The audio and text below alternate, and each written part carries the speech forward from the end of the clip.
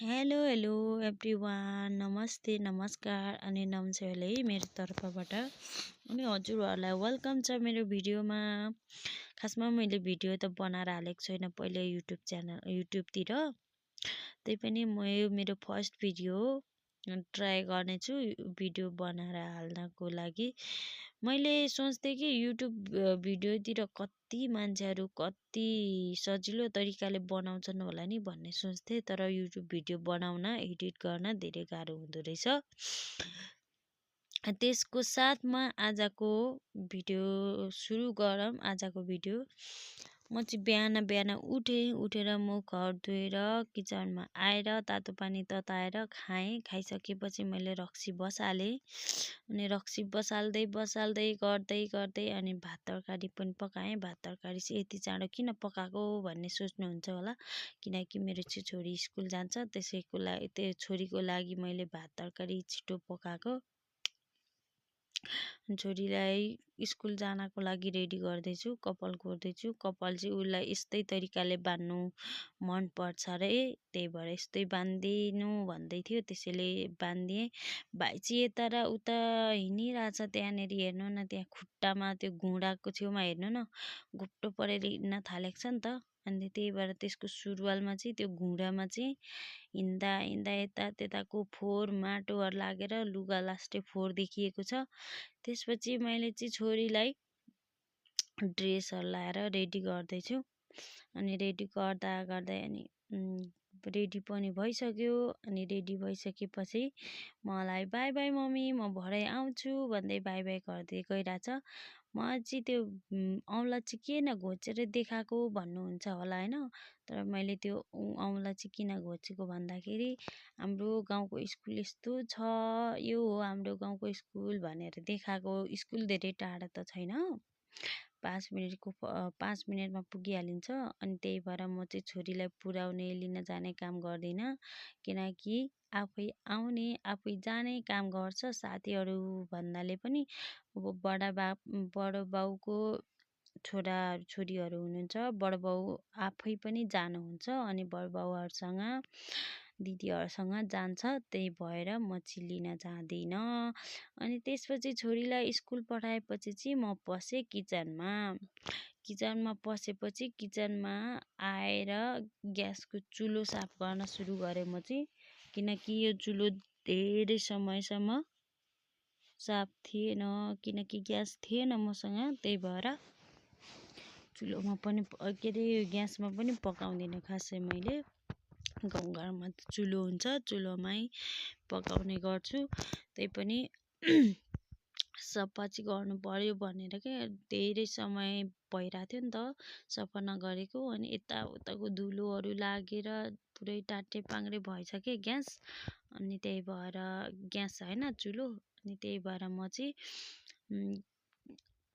बाहिरबाट साबुन लिएर पानी लिएर मजाले मस्काएर सफा गरेर पानी हालेर गरिरहेको थिएँ। अनि त्यतातिर पानी पनि चिपचिप देखिरहेको थियो, त्यही भएर त्यो चिपचिपे पानीहरूलाई पनि एउटा लुगा लिएर मजाले त्यो पानीहरू सबै मस्तले साफ गरेँ।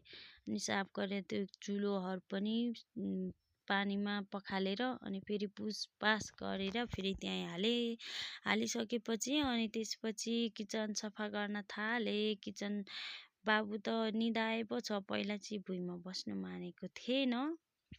अनि त्यसपछि मानेन भनेर पछाडि बोकेर काम गरिराखेको थिएँ, ऊ निदाइहालेछ। त्यही भएर अब निदाइसकेपछि चाहिँ अनि किचन साफ गरिसकेँ। किचन साफ गरेपछि चाहिँ अनि बाबुलाई कोक्रोमा हालेर रुममा राखेपछि अनि बाहिर कुचो लाउन गएँ फेरि म।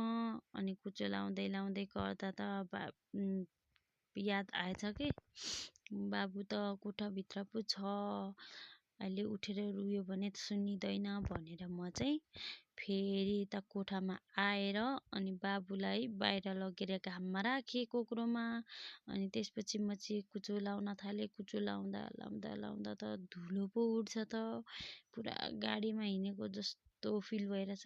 गाडीमा हिँड्दाखेरि हुन्छ नि धुलो, सो गाडी हिँड्दाखेरि यति धेरै धुलोहरू उठ्छ नि, त्यस्तै गरेर यहाँ कुचो लाउँदाखेरि मेरोमा पनि धुलो चलिरहेको थियो क्या। किनकि यो धुलो चाहिँ घामहरू लागेर। अनि आजकल त फेरि समय पनि त्यही हो नि त, धुलो उड्ने। अनि त्यही धुलो उड्ने समय भएर पनि होला धुलो उडिरहेको थियो। म चाहिँ अनि पानी छेपेर गरेको भए त धुलो उड्दैन थियो नि भन्दै पनि गरेको थिएँ एक्लै। अनि फेरि होस् अब सक्न त लागिसक्यो, अब सक्ने बेला के पानी हाल्नु भनेर चाहिँ फेरि त्यत्तिकै कुचो लाउँदै थिएँ क्या। अनि कुचो लगाइसकेँ। अनि कुचो लगाइसके फेरि पछि फेरि आफ्नो बेडरुममा आएँ। बेडरुममा किनभने अब देख्नुहुन्छ लथालिङ्ग छ सबै। तैपनि लथालिङ्ग त त्यो नानीहरू भएको घरमा भइ नै हाल्छ। अनि म चाहिँ त्यो नानीहरूको लुगा कम्बलहरू सबै पठाएर त्यसपछि फेरि किचनमा भन्न आएछ, फेरि बेडरुम सफा गरेर राखेँ। अनि मेरो बेडरुम चाहिँ यतिको भयो। अनि त्यसपछि फेरि अर्को काम गर्न गएँ बाहिर गएर। अनि यो हर्पिक चाहिँ किन हालेको भन्नुहुन्छ होला। हर्पिक चाहिँ मैले एउटा भिडियो देखिरहेको थिएँ कि तातो पानीमा हाल्दाखेरि हर्पिक के भन्नु, हर्पिकहरूले भाँडा राम्रो हुन्छ भन्ने सुनिरहेको थिएँ। अनि त्यही भएर ट्राई गरेको, साँच्चीकै हुँदो पनि रहेछ। मैले त्यो मस्तीले मस्काएर चाहिँ अनि यसो पानीमा पखालेर यसरी हेरेको, ओ माई गड टलक्कै टल्किरहेको थियो क्या। मेरो अनुहार पनि देखिने गरी टल्किरहेको थियो। अनि म चाहिँ हुँदो रहेछ, यसले काम चलाउँदो रहेछ भन्दै म चाहिँ यहाँ लोटाको पानीहरू पखाल्दै यसरी देखाइरहेको थिएँ कि यत्तिको भयो, यस्तो राम्रो भयो भन्दै देखाउँदै थिएँ। अनि देखाएर अनि पानीहरू भरेँ। अनि पानीहरू भरेपछि अनि भाँडाहरू साफ गरेँ। अरू भाँडाहरू पनि मजाले साफ गरेर चाहिँ लोटामा पानी भरेर राखिराखेको थिएँ। लोटाको पानी खाँदा यस्तो मिठो हुन्छ कि। अनि त्यसपछि चाहिँ भाँडाहरू साफ गरिसकेर चाहिँ म चाहिँ कपाल धोएर चाहिँ सुकाउन लागेँ। मेरो कपाल चाहिँ डेली भन्नाले नि हप्ताको 2 चोटि चाहिँ धुनुपर्छ क्या। किनकि ड्यान्ड्रफ छ मेरो टाउकोमा। अनि त्यो हटाउनको लागि केही उपाय, घरेलु उपाय छ भने कमेन्टतिर छोडिदिनु होला। अनि कपाल अनि त्यो ड्यान्ड्रफ हटाउनको लागि चाहिँ डेली धोइबस्नुपर्छ। अनि यो कपाल भनेको उक्लेर हेर्नु न, मुसाको पुच्छर जस्तो भइरहेछ कि। यो पुरै उक्लेर एकचोटि कोर्दाखेरि सततै उक्लेर आउँछ। अनि कति पहिला पनि लगेर फालिदिएको मैले कति धेरै कपाल, अहिले पनि एक प्लास्टर जस्तै भएको छ उक्लेर। कपाल उक्लेको गर्ने के, जति कोरे त्यति नै। अनि त्यही भएर कपाल कोर्न पनि अल्छी नै लाग्छ। अनि त्यसपछि अनि फेरि म चाहिँ मेरो कपाल उक्लेर अब ताक्लै हुन्छु होला भन्दै सोच्दै थिएँ कि। अनि सोच्दै बस्दाखेरि अनि लास्टमा चाहिँ कपाल सुक्यो। कपाल सुकेपछि अब चिसो त लाग्दैन नि त, चाँडै सुकेपछि।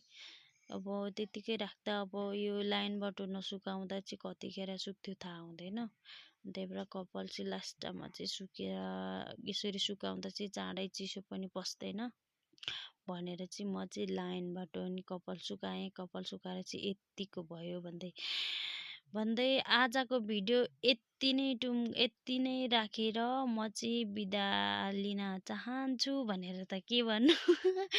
अर्को भिडियोमा भेटौँला। मेरो भिडियोलाई लाइक, कमेन्ट, सेयर अनि सब्सक्राइब गर्न चाहिँ नभुल्नु होला। Okay, by by everyone.